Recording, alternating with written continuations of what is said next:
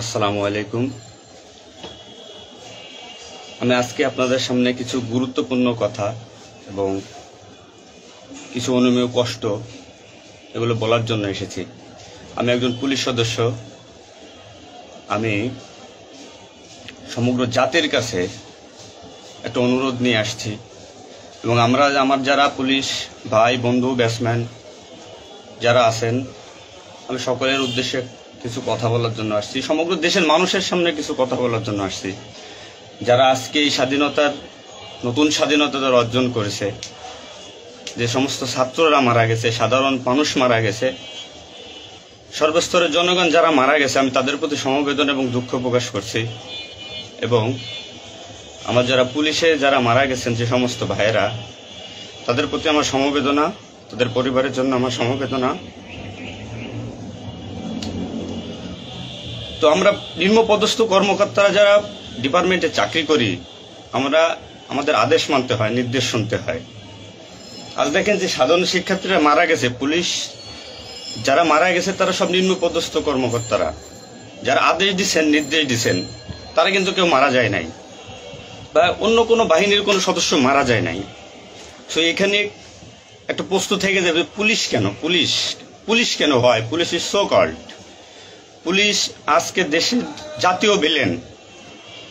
এই পুলিশ সর্বপ্রথম ৭১-এর মুক্তিযুদ্ধের সময় রাজাকার বাহিনীর বিরুদ্ধে প্রথম কাউন্টার অ্যাটাক রাজারবাগ থেকে দিছিল। আর সে গৌরবময় ইতিহাস উজ্জ্বল পুলিশের আর জাতীয় ভিলেনে পরিণত করছে কিছু স্বার্থান্বেষী মহল। আমাদের পুলিশের কিছু স্বার্থবাদী পুলিশ কর্মকর্তারা যারা বড় বড় চেয়ারে বসে, বড় বড় জায়গায় বসে আমাদেরকে ব্যবহার করে তাদের স্বার্থ উদ্ধার করছে। আজ এতগুলো মানুষ মারা গেছে। আমি একজন পুলিশ, এর বাইরে আমি একজন ছাত্র ছিলাম।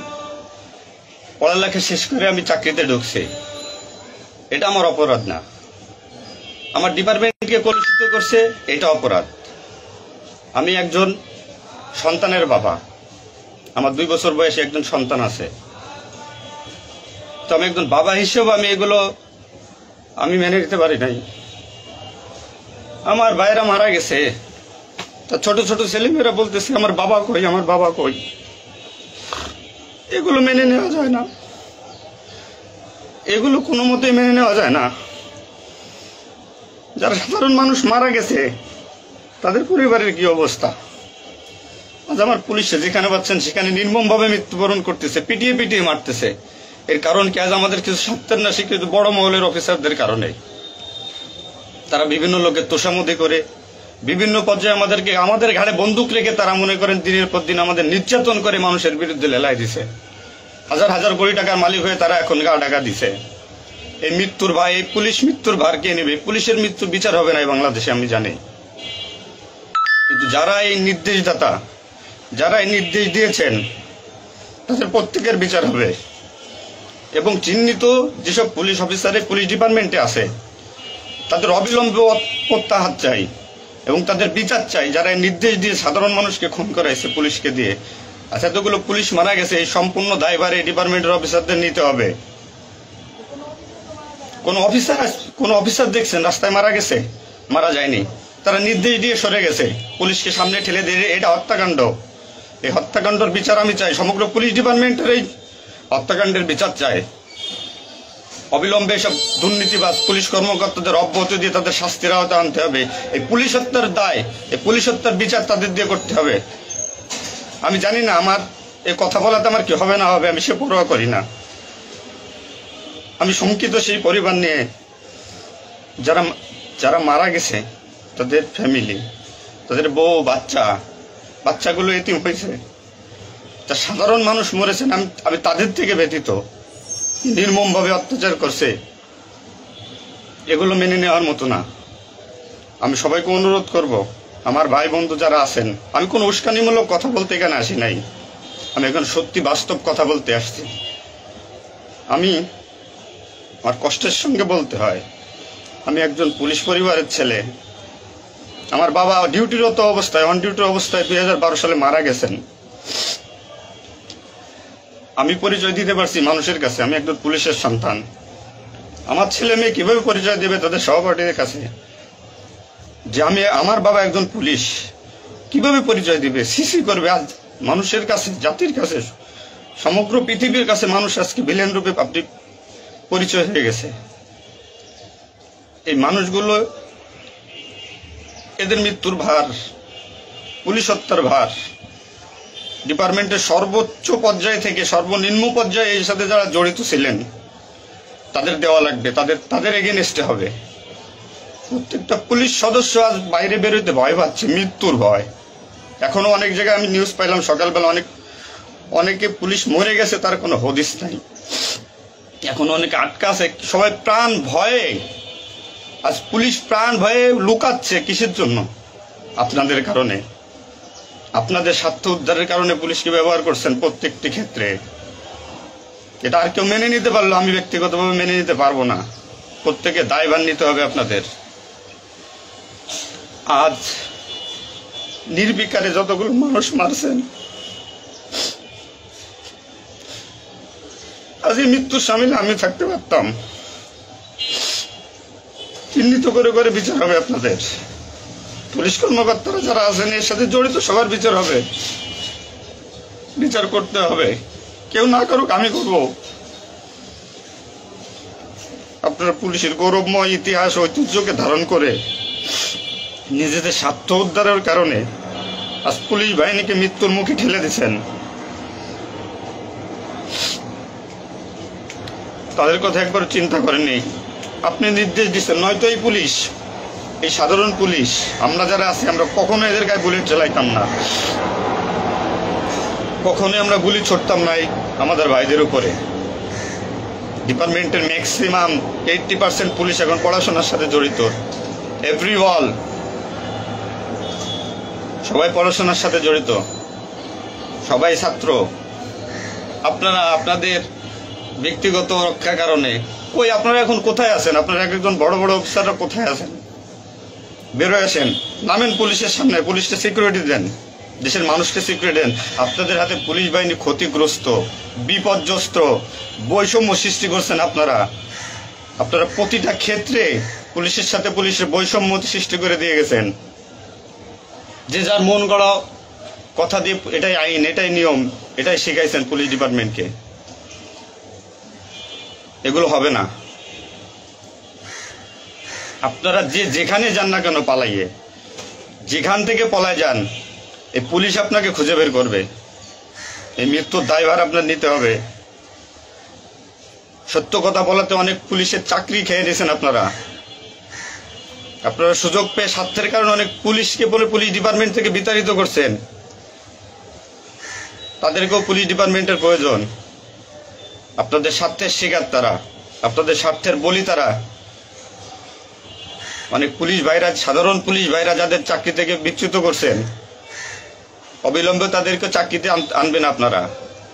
এটা আমার অনুরোধ। আজ দেশে কি মুহূর্তে, মানে পুলিশকে কোন সিচুয়েশনে ঠেলে দিয়ে গেছেন। নিশ্চিত মৃত্যু, পুলিশ মানুষ নির্মমভাবে পিটাই পিটাই মারতেছে। এর দায়ভার আপনাদের নিতে হবে। প্রত্যেক পুলিশ পরিবারের যে আক্রোশ, যে কষ্ট, এগুলো দায়ভার আপনাদের নিতে হবে। সাধারণ মানুষ আপনাদের ক্ষমা করবেন। আপনারা সবাই চিহ্নিত, আপনারা সবাই এই বাংলাদেশের দুর্নীতিবাজ পুলিশ অফিসারদের আপনারা সবাই চিনেন, আপনারা সবাই তাদের চিনেন। এদের বিচার আপনাদের করতে হবে। এই বিচার চাই আমরা, সাধারণ জনগণের হত্যার বিচার চাই, পুলিশ হত্যার বিচার চাই। পুলিশ হত্যার বিচার না হওয়া পর্যন্ত আমি ডিউটিতে যাব না, আমি আমার কর্মস্থলে যাব না। অনেক পুলিশ সদস্য এখন পর্যন্ত নিখোঁজ। আমার সহপাঠী ভাইরা মারা গেছে, আমার পরিচিত ভাইরা মারা গেছে। তাদের সন্তান হাউমাউ করে চিল্লাইতেছে, আমার বাবা কই? এর জবাব কি কে দেবে? জবাব দেওয়া লাগবে। এতগুলো মায়ের কোল ফাঁকা করছেন, পুলিশ জীবন হারাইছে, গর্ভবতী মহিলা পুলিশকে পর্যন্ত মারিয়ে ফেলছে।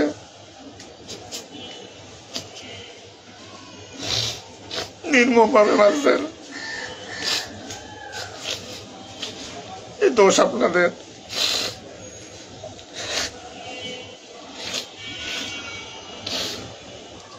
চাকরির ভয় নাই, চাকরি যায় যাক, ভিক্ষা করে খাবো, নির্যাতন আর মানবো না। কি করছেন পুলিশ ডিপার্টমেন্টের জন্য আপনারা? কত পুলিশ মারা গেছে তার তো ঠিক নাই।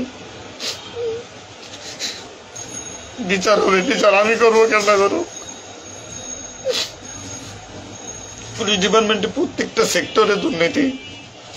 আমি পুলিশ হয়ে আমার কোনো কাজের জন্য আমাকে অর্থ দিতে হয়, টাকা দিতে হয়। এতে নির্লজ্জতার কি কি কি করবো আমি? সাধারণ মানুষ দূরের কথা, আমরা কোনো পুলিশের কাছে সহযোগিতার জন্য গেলে তারা আমাদেরকে মূল্যায়ন করে না, কোনো কাজে হেল্প করে না, কোনো কিছুতে সুবিধা দিতে চায় না। আজ ডিপার্টমেন্টে বৈষম্য সৃষ্টি করে থেকে গেছেন আপনারা।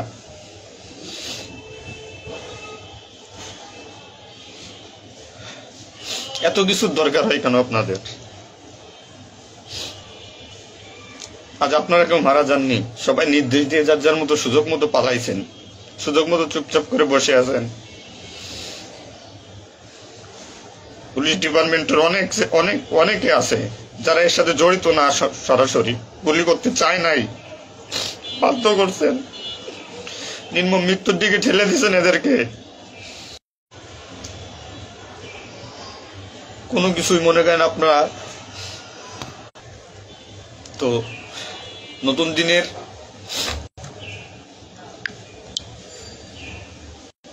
যে নতুন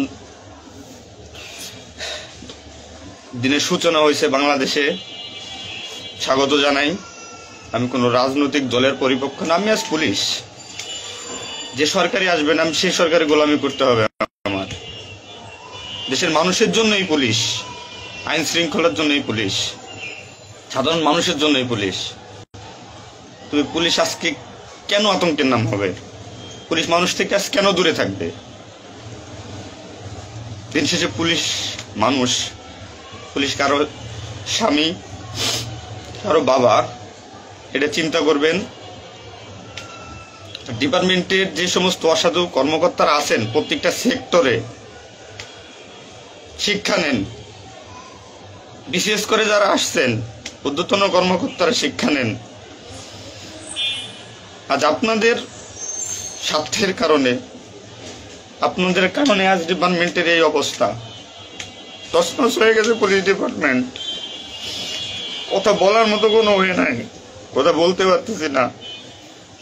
আমি তো বেঁচে আছি, তারা মারা গেছে, কি নির্মম ভাবে মারা গেছে, মেরে ফেলছেন আপনারা।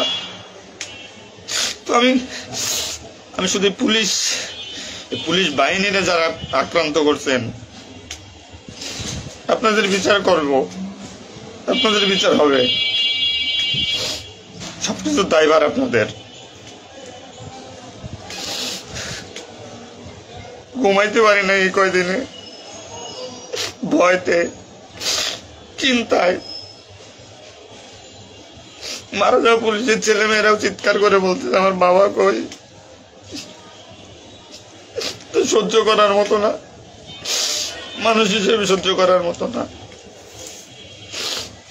তো পরিশেষে একটা কথা বলবো, আমার যারা ডিপার্টমেন্টে আছেন, চাকরি করতেছেন করেন, সমস্যা নাই, চাকরি ছাড়ারও দরকার নাই। শুধু বিবেকের কাছে একটু প্রশ্ন করেন যে এরা কিভাবে আমাদের ব্যবহার করছে ডিপার্টমেন্টে। যে সরকারি আসুক, আপনাদের কাছে অনুরোধ, যে আসুক ভাই, দেশে সরকার নাই আসুক, পুলিশ থাকুক আর না থাকুক তাতে কিচ্ছু আসা যায় না। তো আমার একটা দাবি, একজন পুলিশ হিসেবে, একজন পুলিশের সন্তান হিসেবে, ডিপার্টমেন্টের ঐতিহ্য যারা নষ্ট করছেন, এই পুলিশের সুনাম যারা নষ্ট করছেন, এদের বিচার চাই আমি, 100% বিচার চাই। পুলিশকে যারা মুখোমুখি করে যে সন্ত্রাসী বানাইছেন, নির্বিকারে পুলিশ মারাইছেন, এই নির্দেশদাতাদের বিচার চাই আমি।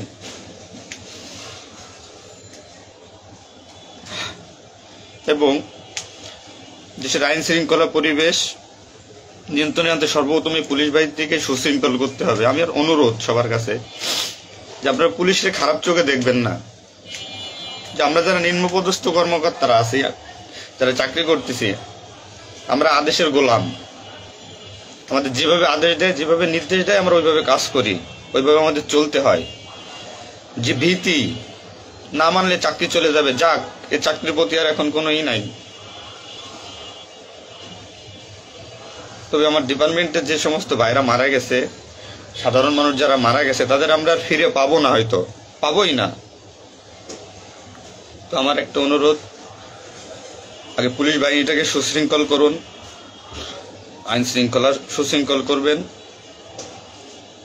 এবং আপনারা যারা সাধারণ মনে করতেছেন পুলিশ ঘৃণিত, পুলিশ অপরাধী, হ্যাঁ পুলিশ অপরাধী, পুলিশ অপরাধ করছে তার চাকরি বাঁচানোর জন্য, এবং তার মাসুল পুলিশকে দিতে হয়েছে জীবনের বিনিময়ে। আপনারা দয়া করে কেউ পুলিশকে খারাপ বলবেন না। পুলিশের প্রতি অনেক, পুলিশ আপনাদের শুভাকাঙ্ক্ষী। এবং বাংলাদেশটার যে বর্তমান পরিস্থিতির উপরে আমি একটা কথাই বলবো, সর্বস্তরের মানুষকে, দেশটাকে আবার সুন্দরভাবে গড়তে হবে, এটাই সবচেয়ে বড় কথা। ফার্স্ট অফ অল এটাই হচ্ছে বাস্তবতা। দেশটাকে আমরা সবাই মিলে গড়ব। এবং পুলিশ বাহিনীর, আপনারা যারা পুলিশে আছেন, আপনারা সুশৃঙ্খল হন, মানুষের প্রতি আনুগত্য হন এবং শিক্ষা নেন।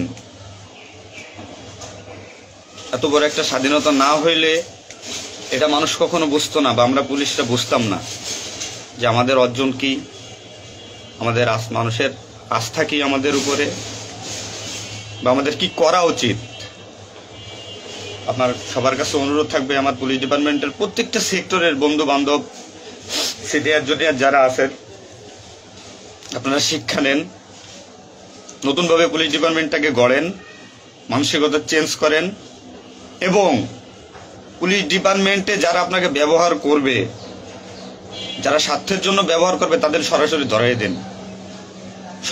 ধরিয়ে দিবেন। পুলিশের প্রত্যেকটা সেক্টরে দুর্নীতি, এই দুর্নীতিবাজদের ধরিয়ে দেন। এদের ধরায় না দিতে পারলে পুলিশ ডিপার্টমেন্ট কোনোদিন শুদ্ধ হবে না। আর দিনের পর দিন এরা মনে করেন আমাদের সাথে বৈষম্যমূলক সৃষ্টি করে এদের নিজেদের স্বার্থ হাসিল করবে। তো সবার কাছে আমার একটা অনুরোধ, আপনারা সবাই ভালো থাকবেন আর আমাদের পুলিশের জন্য দোয়া করবেন, যাতে আমরা সুশৃঙ্খল বাহিনী হিসেবে রিইউনিয়ন, পুনরায় পুলিশ ডিপার্টমেন্টটাকে আবার গড়ব, এই শিক্ষা থেকে শিক্ষা নিয়ে, যে পুলিশ কখনো মানুষের দুশ্মন নয়, পুলিশ মানুষের শত্রু নয়, পুলিশ মানুষের বন্ধু, জনগণের বন্ধু। এটা আমরা প্রমাণ করব। এই মানসিকতা নিয়ে তৈরি হন আগামী দিনের নতুন পুলিশ বাহিনী গড়ার জন্য। সবাই সবার নিজের প্রতি খেয়াল রাখবেন, ফ্যামিলির প্রতি খেয়াল রাখবেন, আমার জন্য দোয়া করবেন। আসসালামু আলাইকুম।